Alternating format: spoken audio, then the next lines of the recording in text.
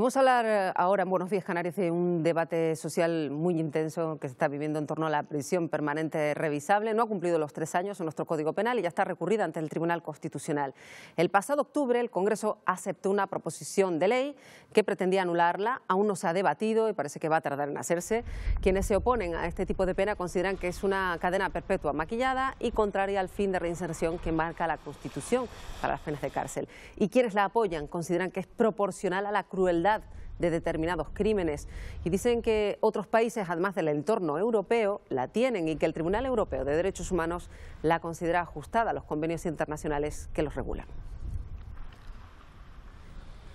Desde luego que no es un debate fácil y se habla mucho de estos días, así que hemos querido profundizar sobre el tema con Luis Javier Capote, que es profesor de Derecho, doctor en Derecho por la Universidad de La Laguna, Derecho Civil en concreto. ¿Qué tal, Javier? Gracias por estar con nosotros un día más. Buenos días. Sobre todo para abordar este debate que no debe ser nada fácil, porque cuando se habla de leyes y de sentimientos es muy complicado ajustar las dos cosas, y más en casos como los que trata la pena de prisión permanente revisable, ¿no?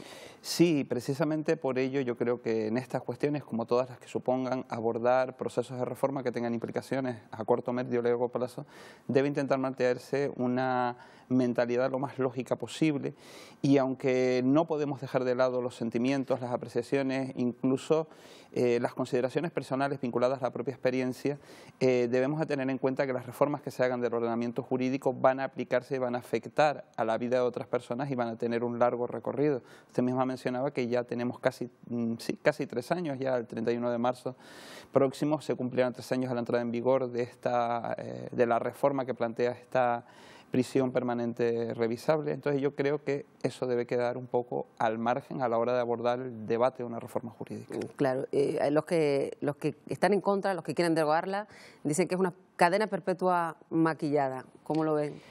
Vamos a ver, el punto fundamental de todo sistema penal y penitenciario se mueve siempre entre dos extremos, digamos, la idea de la retribución, de la punición, del crimen y el castigo, y por otro lado la idea de la reinserción, aquellas yo creo que concretas en las palabras de Concepción Arenal de odio al crimen pero amo al delincuente.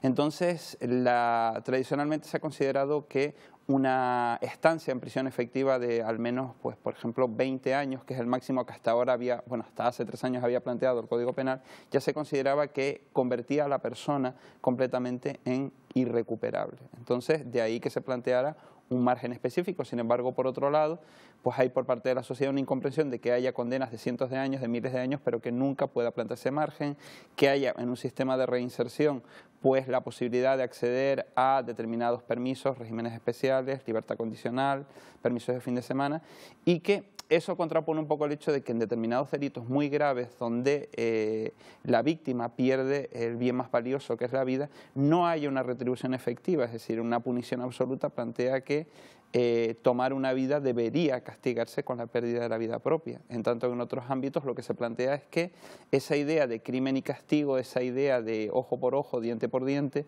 debería ceder a un principio, a unos principios más altruistas que plantean la reincorporación de la persona a la sociedad. Claro, de hecho, y seguimos con los que son favorables a que se derogue, sería como retroceder en cuanto a nuestro sistema jurídico actual. Vamos a ver, alguna manera. Yo creo que no se puede plantear hablar de avances o retrocesos porque es una cuestión mucho más compleja. Claro. De hecho, son muchos los países, bueno, son unos cuantos los países de nuestro entorno cuyo ordenamiento jurídico introduce no este concepto que quizá eso de revisable pueda considerarse pues como una especie de maquillaje para no llamar a las cosas por su nombre. Para llamarlo cadena perpetua, pena exactamente, perpetua, claro. Existe cadena perpetua, existe la reclusión permanente, históricamente en España ha existido esa pena.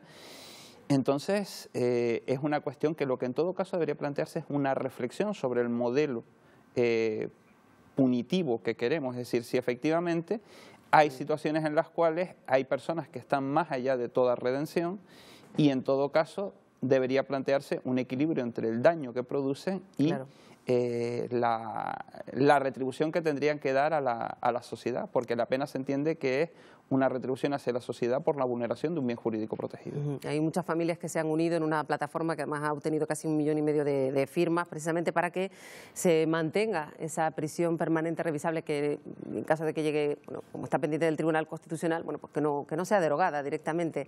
El padre de Diana Quer, ese caso tan terriblemente mediático, pues ha estado encabezando esta iniciativa y a ello se ha sumado, por ejemplo, la familia de Jeremy Vargas. Esta mañana nos atiende Milagros Suárez, que es tía de Jeremy Vargas. ¿Qué tal, Milagros? Muy buenos días, gracias por atendernos. Muy buenos días, gracias a ustedes. Me imagino que estarán en contacto con la familia de Diana Quer, en este caso, que han sido los que han puesto en marcha esta iniciativa y se han sumado desde la familia de Jeremy Vargas, ¿verdad? Sí, hemos estado en contacto y todo lo que está de nuestra mano, echarle una mano a ellos para que haya más firmas, pues lo hemos intentado desde aquí. En la página de mi hermano, pues hemos promovido las firmas también en la página de Jeremy Vargas. Claro. Lo hemos hablado en medios y eso, porque es un bien para todos, no solo para ellos, sino para todos los españoles. Claro, porque me imagino que será una situación muy complicada y que en este caso, pues le parece, por lo pronto a las familias que están pasando por estas circunstancias tan complicadas, como es el caso de ustedes, la familia de Jeremy Vargas, o el caso de Diana Quer, un caso ya además resuelto, pues está claro que esa es la opción que prefieren, porque es lo que creen que debería ser, que la persona que haga algo así, pues debería pasar pues toda su vida en la cárcel, ¿no? Sí, debería de pasar, porque es más, son personas se vuelven a reincidir. Son personas que el ponerlas en la calle es un peligro para los demás. Y claro, deberían de estar ahí y que se les revisara si puede salir o no. Bueno. ¿Entiendes? Es más, he oído hablar que planteaba el PP incluso de endurecer las penas en caso de que no aparecieran los cadáveres. Me parece fantástico, ojalá lo puedan hacer, porque el que no aparezca el cadáver, por mucha condena que se plantee, las familias no les pensamos. Bueno, pues Milagros Suárez, vamos a despedirla ya porque no tenemos una buena conexión telefónica, pero le agradecemos muchísimo que nos haya atendido esta mañana. Milagros Suárez, gestía de Jeremy Vargas. Un saludo, buenos días. Bueno, muy buenos días. Bueno, creo que ha quedado más o menos claro el mensaje de Milagros Suárez. Evidentemente, por parte de las familias, y ahí está la cuestión, pues hay una necesidad de penas, Luis Javier, que sean ajustadas a delitos especialmente graves, y ahí es lógico entender la postura de las familias, ¿no? Pero en realidad eso se incardina dentro de un proceso, un debate que es permanente, es decir, siempre si el sistema tiene que moverse hacia un ámbito más punitivo o si tiene que moverse hacia un ámbito más vinculado más hacia la reinserción.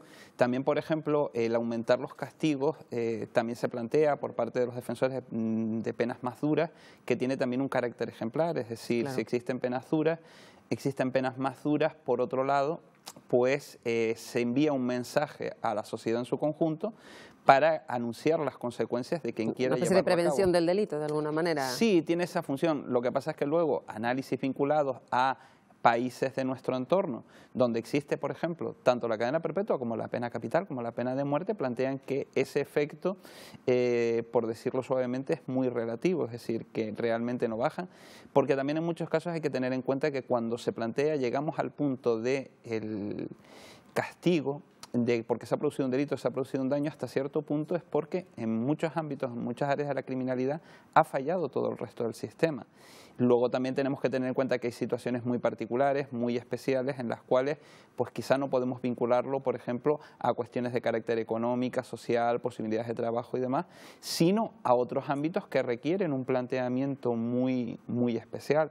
Pues por un ejemplo, los medios de comunicación lanzaban hace unos días la detención en el ámbito de una operación contra la droga de un conocido nombre vinculado al narcotráfico que viene apareciendo en los medios de comunicación desde hace muchísimos años, hace por lo menos 30 años, desde los días de la operación Nécora, efectivamente.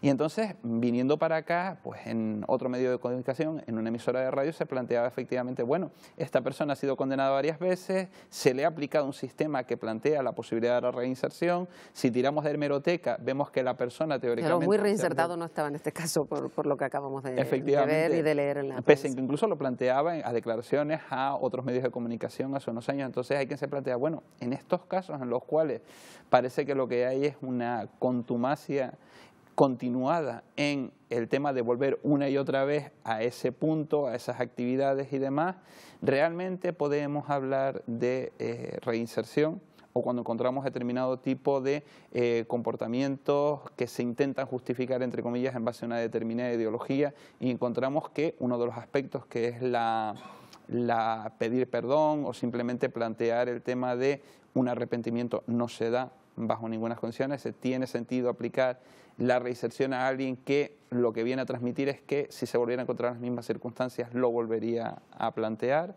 pero es un debate que se plantea dentro de otros muchos debates que se establecen respecto a la forma de ordenamiento jurídico, otro específicamente al hilo de determinados actos lamentables que se han producido donde hay menores de edad penal implicados, claro, el tema de la minoría de edad penal, y también es un debate bastante serio donde hay posturas, hay argumentos, etc. Claro, desde luego no es un debate fácil ni jurídicamente ni cuando se pasa al plano político, porque luego los políticos se ven también presos de determinadas circunstancias que marcan su decisión. Hemos visto partidos políticos que han girado completamente su posición al respecto. Me refiero, por ejemplo, en el caso de Ciudadanos, que se mostraba a favor de derogarla, pero a la vista del clamor social ahora va cambiando de posición, ¿no?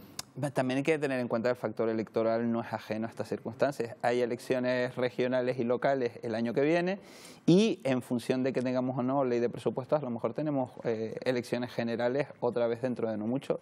Y en estas cuestiones, evidentemente, el hecho de lo que comentaba usted hace un momento de que a día de hoy hay más de 1,5 millones de firmas en Change.org para mantener esto en el ámbito del ordenamiento jurídico, claro, que además no solamente se plantea la posibilidad de retirar el ordenamiento jurídico en sede parlamentaria al hilo de esa proposición de ley, sino que además el Tribunal, claro, Constitucional tiene sobre el tapete pronunciarse si efectivamente esto contradice la norma de la Constitución, que plantea un aspecto que es, en base al principio de legalidad del derecho a la justicia, que yo sepa exactamente cuál es el castigo y cuál es el castigo en cuanto a tiempo. Que haya una prisión permanente significa que la persona que se ve afectada en ese particular no sepa realmente claro, cuándo va a salir de prisión, si se va a producir, y eso es lo que en la práctica lo plantea como una cadena perpetua más o menos descubierta. Por poner un ejemplo donde hay cadena perpetua, en el caso de Charles Manson, que murió en la cárcel, cada cierto tiempo tenía derecho a una revisión del caso. Claro. En cualquier caso es un debate amplísimo y seguimos oyendo hablar de este asunto, sobre todo porque todavía le queda un trámite en el Congreso, que será muy complicado, auguramos desde luego. Luis Javier Capote, un placer como siempre, profesor de Derecho Civil de la Universidad de La Laguna. Gracias por acompañarnos un día más. Hasta la próxima. Muchas gracias.